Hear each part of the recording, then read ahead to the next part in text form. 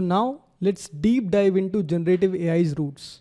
We will study about LLMs, transformers, and diffusion models, and how are these related in the context of generative AI. So here are LLMs. What are LLMs? At its core, an LLM creates things. It doesn't just understand information, it generates new text, code, summaries, or translations by learning from what it has been taught. Think of an LLM as a content creator. Instead of sorting information, it makes brand new, relevant things like text or code using patterns it has learned.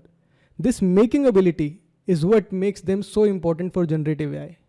And here are few examples of LLMs that are widely used: ChatGPT, Claude from Anthropic, Grok from X, and Gemini.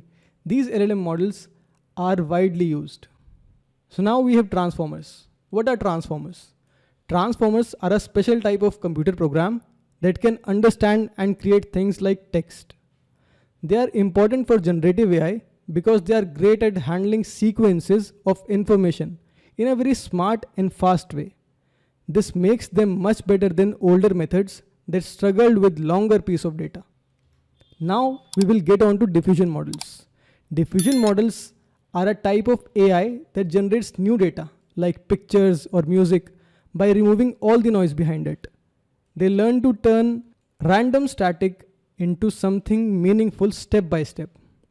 Think of diffusion models as a smart way to create things. They begin with pure randomness and slowly transform into something recognizable, like an image or a sound, by learning how to clean up the mess.